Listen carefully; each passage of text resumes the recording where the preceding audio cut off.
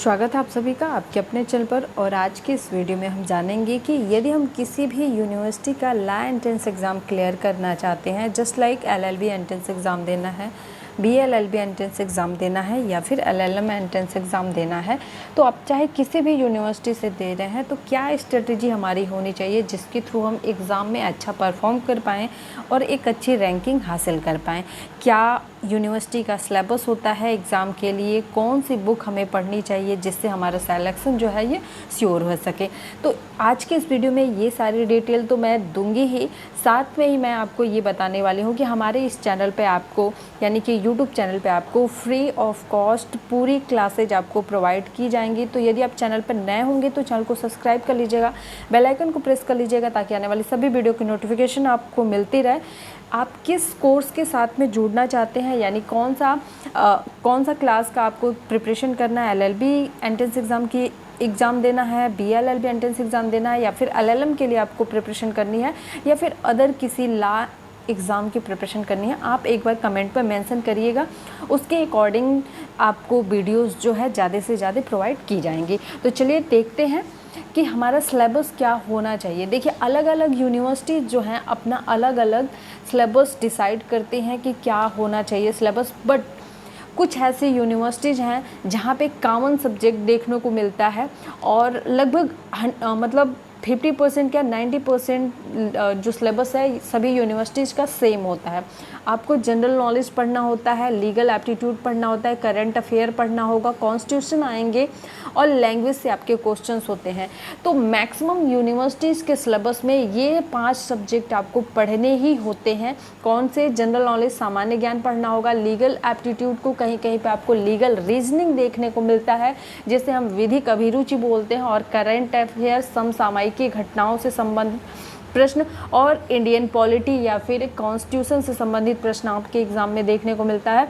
कहीं कहीं पे सिर्फ इंग्लिश लैंग्वेज से क्वेश्चन होता है, कहीं कहीं पे इंग्लिश और हिंदी दोनों लैंग्वेज से क्वेश्चन होता है। तो क्यों ना हम पूरे सिलेबस को कवर करें जिससे ऐसा कर सके कि हम किसी भी यूनिवर्सिटी का लॉ एंट्रेंस दे रहे हैं किसी भी लेवल का, तो हमारा वो एग्ज़ाम क्रैक हो सके। इससे हमारी हर एक सब्जेक्ट पे पकड़ भी बनेगी और हम एक से अधिक अगर फॉर्म भरते हैं तो हमें अलग अलग उस चीज़ के लिए प्रिपरेशन नहीं करनी पड़ेगी। तो चलिए एक बार मैं फिर से चर्चा करती हूँ कि यदि आप बेस्ट परफॉर्म करना चाहते हैं अपने एग्ज़ाम में तो क्या सिलेबस आपको देखना होगा। आपको जनरल नॉलेज पढ़ना होगा, लीगल एप्टीट्यूड पढ़ना होगा यानी कि लीगल रीजनिंग पढ़ना होगा, करंट अफेयर आपको कम से कम 6 महीने का आपका प्रिपेयर होना चाहिए। मैथमेटिक्स के जो है कुछ क्वेश्चंस आते हैं, तो यहाँ पे बहुत ज़्यादा डीप मैथमेटिक्स नहीं पूछा जाता, नॉर्मल क्वेश्चंस होते हैं, तो आपको इसको भी प्रिपेयर कराया जाएगा। कॉन्स्टिट्यूशन से आपके क्वेश्चंस कभी कभी किसी यूनिवर्सिटीज़ के एंट्रेंस एग्ज़ाम में 40 से 50 क्वेश्चन कॉन्स्टिट्यूशन के होते हैं। जैसे कि लखनऊ यूनिवर्सिटी का जो एंट्रेंस एग्ज़ाम कराया जाता है उसमें 40 से 50 क्वेश्चन सिर्फ और सिर्फ पॉलिटी के ही होते हैं। डी यूनिवर्सिटी अगर आप दे रहे हैं तो 30 to 20 क्वेश्चन जो होते हैं कॉन्स्टिट्यूशन से आते हैं, बाकी पोर्शन जो होता है लीगल एप्टीट्यूड, जनरल नॉलेज और इंग्लिश के होते हैं।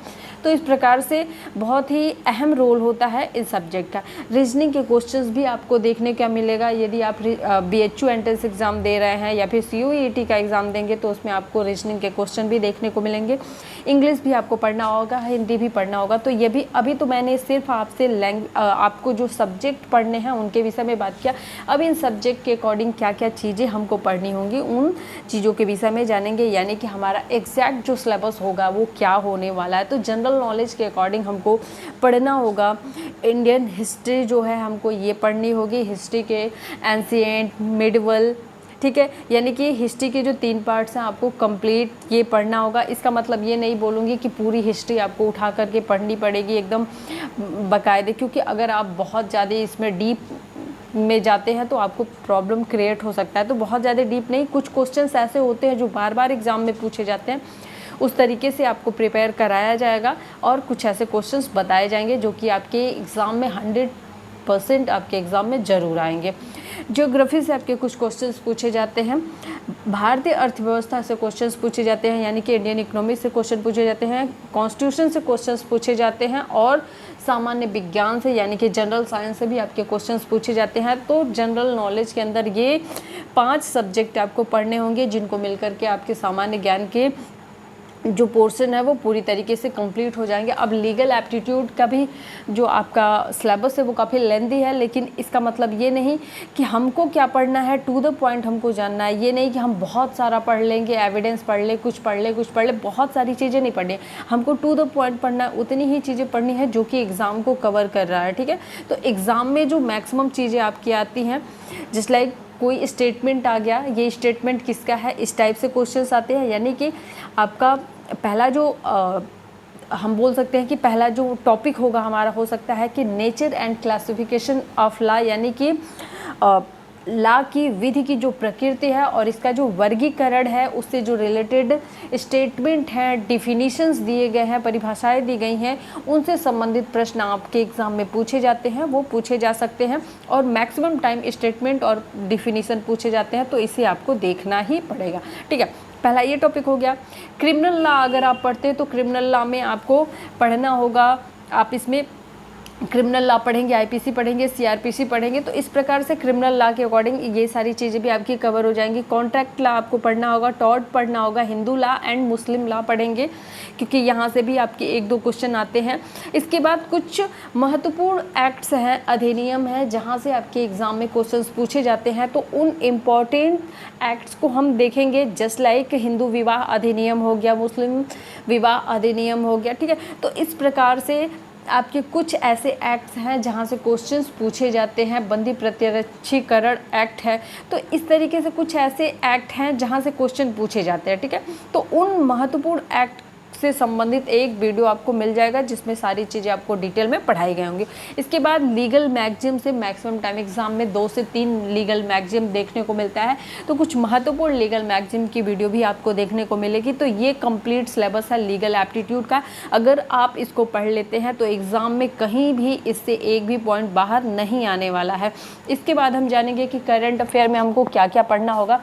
तो करंट अफेयर में देखिए आपको क्या पढ़ना होता है, राष्ट्रीय, अंतर्राष्ट्रीय, आर्थिक, पुरस्कार, सम्मान, खेल संबंधित महत्वपूर्ण समसामयिक घटनाएं जितनी भी होंगी सब करंट अफेयर के अकॉर्डिंग आती हैं, और इन सभी चीज़ों को हमको पढ़ना है। तो डेली बेस पे करंट अफेयर को पढ़ना मुझे नहीं लगता कि बहुत ज़्यादा सही है, क्योंकि आपका छोटा सा दिमाग है, उस दिमाग में उतनी ही चीज़ें भरिए जितना कि उसमें एडजस्ट हो सके।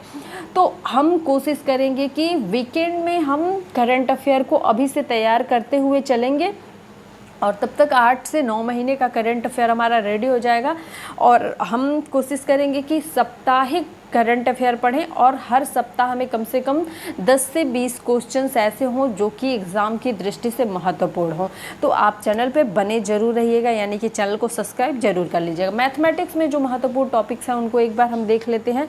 तो मैथमेटिक्स में आपको पढ़ना चाहिए number system, simplification, average and age, profit loss and discount, time distance and speed, permutation and combination, ठीक है। इसके बाद परसेंटेज, वर्क टाइम, प्रोबेबिलिटी, ठीक है। ये सारे टॉपिक्स जो हैं मैथ की दृष्टि से महत्वपूर्ण हैं, और ये भी आपको पढ़ाया जाएगा। एक बार आप सिलेबस का, जो भी मैं सिलेबस बता रही हूँ उसका स्क्रीनशॉट ले लीजिए, और जहाँ पे आप पढ़ते हैं वहाँ पे इस सिलेबस को लिख करके वहाँ पे अपना चिपका लीजिए, ताकि आप अपने सिलेबस के अकॉर्डिंग अपनी तैयारी को एक बेहतर रोल दे सकें, ठीक है। अब कॉन्स्टिट्यूशन में हमको क्या क्या चीज़ें पढ़नी होंगी। कॉन्स्टिट्यूशन में हमको पढ़ना होगा भारतीय संविधान का डेवलपमेंट किस प्रकार से हुआ है, कॉन्स्टिट्यूशनल डेवलपमेंट ऑफ इंडिया, भारतीय संविधान का विकास किस प्रकार से हुआ है, ये जानना है। वहाँ से कुछ क्वेश्चन पूछे जाते हैं। Features of constitution, just like question पूछ लिया जाता है कि भारतीय संविधान में नीति निर्देशक तत्व जो है कहाँ से लिए गए हैं, इस तरीके से क्वेश्चन, यानी कि संविधान की विशेषता पूछी जाती है। भारतीय संविधान किस प्रकार का है, ठीक है, कठोर है या फिर लचीला है, क्या है, ठीक है। इसके बाद आप प्रियम्बल पढ़ेंगे। प्रियम्बल को हम क्या बोलते हैं, प्रस्तावना या उद्देशिका भी बोलते हैं, तो इसे भी आप जानेंगे, इसके विषय में हम पढ़ेंगे। ये आपके सिलेबस के अकॉर्डिंग है। संघ और इसके राज्य से, यूनियन एंड इट्स टेरिटरी। उसके बाद सिटीजनशिप पढ़ना है, फंडामेंटल राइट पढ़ना है, directive principle of state policy पढ़ना है, फंडामेंटल ड्यूटी पढ़ना है। इसके बाद आपको कार्यपालिका और विधायिका के विषय में पढ़ना है। ये सभी आपके सिलेबस के अकॉर्डिंग है। और कॉन्स्टिट्यूशन में थोड़ा सा और आपको पढ़ना पड़ेगा, relation between the union and state, राज्य और केंद्र के बीच में जो संबंध है उसके विषय में पढ़ना है। जुडिशरी पढ़ना है यानी कि न्यायपालिका के विषय में पढ़ना है। इमरजेंसी प्रोविज़न के विषय में पढ़ना। आपात उपबंध यानी कि जो 3 आपात उपबंध हैं उनके क्या प्रोसेस हैं, कब लगाए जा सकते हैं, किस आर्टिकल के थ्रू लगाए जा सकते हैं, कौन सा आपातकाल कितनी बार लगाया गया है।